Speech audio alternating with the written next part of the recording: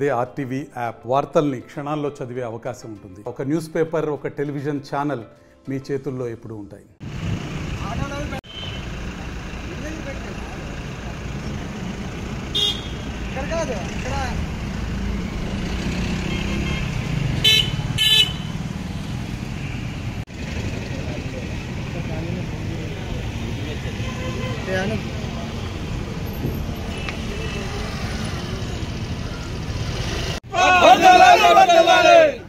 నరేంద్ర మోడీ గారి నాయకత్వం నరేంద్ర మోడీ గారి నాయకత్వం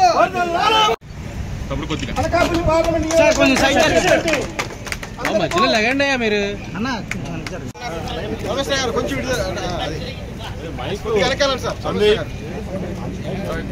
మైక్ పని చేయకుండా అక్కడే ఉంటే ఎట్లా శ్రీనివాస్? హలో, ఒక్కసారి ఫోన్ తీసుకోండి. అందరూ పార్టీలో జాయిన్ అయిన వారు అందరూ కూడా ఫోన్ తీసుకుని. అందరికీ నమస్కారం. ఈరోజు పరచూరి భాస్కర్ గారు భారతీయ జనతా పార్టీకి చేరడం చాలా బలం వచ్చింది పార్టీకి. ఇక్కడ ఈ ఎలక్షన్లో కూడా ఆయనకు మంచి అనుభవం ఉంది. అందరితో కోఆర్డినేట్ చేసుకొని చేయగలుగుతాడు. మంచి మనిషి. ఈ ప్రాంతం అంతా కూడా అందరు నాయకులు కార్యకర్తలు తెలిసిన గొప్ప వ్యక్తి. ఆయన బీజేపీ చేరడం నిజంగా ఈ జిల్లాలో విశాఖపట్నం జిల్లా కానీ అనకాపల్లి జిల్లా కానీ ఆంధ్రప్రదేశ్లో బీజేపీకి బాగా ఆయన పనిచేస్తారు. మంచి బలం చేకూరుతుంది. ఇటువంటి వ్యక్తులు భారతీయ జనతా పార్టీకి అవసరం అని చెప్పేసి ప్రధాని నరేంద్ర మోడీ గారు ఏదైతే ఈ దేశం వికసిత్ భారత్ అని చెప్తున్నారో దానికి బీజేపీ పార్టీ పార్లమెంట్ అభ్యర్థి సీఎం రమేష్ గారు ఆధ్వర్యంలో మేము ఒక 14 మంది జనసేన నుంచి రిజైన్ చేసిన తర్వాత, అలాగే జనసేనలో లేని కార్యకర్తలు కూడా కొంతమంది ఈరోజు 14 మంది ఓన్లీ 5 టోటల్ కోసం పెట్టి ఈరోజు బీజేపీ పార్టీలో జాయిన్ అవ్వడం జరిగింది. గతంలో ఎన్నో మంది ఎంపీలు ఇక్కడ పనిచేశారు, మీ అందరికీ తెలుసు. కానీ సీఎం రమేష్ గారికి ఉన్న హై లెవెల్ కాంటాక్ట్స్ కానీ, బీజేపీలో ఆయనకున్న ఇంపార్టెంట్ కానీ, ఖచ్చితంగా ఆయన్ని కానీ అనకాపల్లి పార్లమెంట్ నుంచి ఎంపీగా మనం గెలిపించి పంపిస్తే రాబోయే రోజుల్లో అనకాపల్లి 7 కాన్స్టిట్యున్సీ పార్లమెంట్లో ఉన్న 7 కాన్స్టిట్యున్సీలు కూడా బ్రహ్మాండంగా డెవలప్ అవుతాయి. అందులో మన అనకాపల్లి హెడ్ క్వార్టర్ అయిన అనకాపల్లి జిల్లాకే ఒక వన్నె తెచ్చే విధంగా ఆయన పనిచేయగలుగుతాడు. అంత సమర్థుడు. డెఫినెట్గా ఈ ప్రాంతానికి కావాల్సిన నిధులు తేగలిగిన సత్తా ఉన్న నాయకుడు. అందరితో సెంట్రల్లో మంచి లాబీ ఉంది కాబట్టి ఏది అడిగినా తెచ్చిపెట్టగలిగిన కెపాసిటీ ఉన్న సీఎం రమేష్ గారిని మనం పార్లమెంట్ ఎంపీగా గెలిపించుకొని ఆయన్ని ఢిల్లీ పంపించాలని చెప్పి కోరికతోనే నాతో పాటు కొన్ని మంది జాయిన్ అయ్యాం. ఇక అనకాపల్లి 7 కాన్స్టిట్యున్సీల్లో నుంచి కూడా రోజు జాయినింగ్లు ఉంటాయి. అవి ఏంటనేది ప్రతిరోజు కూడా ప్రెస్కి ముందు రోజు ఈవినింగే తెలియచేస్తాం. చాలామంది బీజేపీలో జాయిన్ అవ్వడానికి సిద్ధమై ఉన్నారు.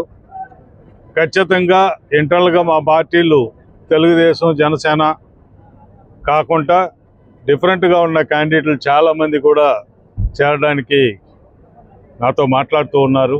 అది కూడా 4-5 రోజులు ఎక్సైజ్ తర్వాత ఇక ప్రతిరోజు కూడా ఇక్కడ చేరికలు ఉంటాయని తెలియజేసుకుంటూ, జనసేన, టీడీపీ అలాగే బీజేపీ కార్యకర్తలకు, నాయకులకు కూడా నాది ఒకటే విన్నపం. కమలం గుర్తుని మాత్రం ప్రతి డోర్ టు డోర్ తీసుకెళ్లే విధంగా మీరందరూ కూడా కష్టపడాలి, పనిచేయాలి. మీతో పాటు రాత్రిపూలు మేమందరం కూడా కష్టపడతామని చెప్పి తెలియజేసుకుంటూ సెలవు తీసుకుంటున్నాం. యాక్చువల్గా అయితే ప్రతిపక్ష పార్టీలో ఎందుకైనా దాని అతను మీరు కూటమిలో ఉన్న బీజేపీ ఇప్పుడు ఒకే ఒక విషయం చెప్తున్నాను. జనసేనలో నచ్చక కాదు, అవమానాలు, అవమర్యాదలు. కనీసం నేను దాదాపు కోట్ల రూపాయలు ఖర్చు పెట్టి 8 సంవత్సరాలు నా టైం వేస్ట్ చేసి లాస్ట్ టైం కంటెస్ట్ చేసి అయినాక ఒక్క నెల రోజులు రెస్ట్ తీసుకొని కంటిన్యూగా పార్టీని బలోపేతం చేశాను. నేను ఒకటే ఆశించాను, ఫస్ట్ డే జనసేన పార్టీకి ఇక్కడ సీట్ రావడానికి మొట్టమొదటిసారి ప్రెస్లో సంతోషాన్ని వ్యక్తం చేసిన వ్యక్తి కూడా పరుచూరు భాస్కర్ రావు. కాకపోతే ఎందుకు ఏంటన్నది పిలిచి మాట్లాడాల్సింది బాధ్యత పార్టీకి ఉంది. అది చేయలేదు అన్న పిలుపులు లేక అందుకే 16 రోజులు వెయిట్ చేసి లాస్ట్ టైం వచ్చి రిజైన్ చేసినప్పుడు మీ అందరికి కూడా తెలియజేయడం జరిగింది. ఇప్పుడు రాజకీయ పార్టీలు అంటే చాలా పార్టీలు ఉన్నాయి. ఈరోజు ఈ 3 పార్టీలు కూటమిలో ఉన్నాయి. వచ్చే సంవత్సరానికి ఏ పార్టీలతో కూటమి ఉంటాయో తెలియదు. అందుకని దాన్ని వదిలి దీంట్లోకి వచ్చామని అంటే నాయకత్వం మీద నమ్మకం, నాయకత్వం ఖచ్చితంగా మనల్ని గౌరవిస్తుందన్న ఉద్దేశంతో ఈ పార్టీలో జాయిన్ అవ్వడం జరిగింది. ప్లాను కార్యకర్తల్లో మిగతా వాళ్ళు ఉన్నా మేము ఇప్పుడు అందరం కూడా ఒక కూటమిలో ఉన్నాం కాబట్టి నాతో సర్వీస్ చేసిన వాళ్ళని తీసుకురావడం కూడా ధర్మం కాదు. కాబట్టి వాళ్ళైనా మా కూటమిలో గెలవాలన్న మంచి ఉద్దేశంతోనే నేను జాయిన్ అవుతూ ఓన్లీ 11 మందిని 14 మందిని మాత్రమే జాయిన్ చేయడం జరిగింది. మరిన్ని వీడియోస్ కోసం ఛానల్ ని సబ్స్క్రైబ్ చేయండి. లేటెస్ట్ అప్డేట్స్ కోసం వాట్సాప్ ఛానల్ ని ఫాలో చేయండి. అండ్ లింక్ డిస్క్రిప్షన్ లో ఉంది.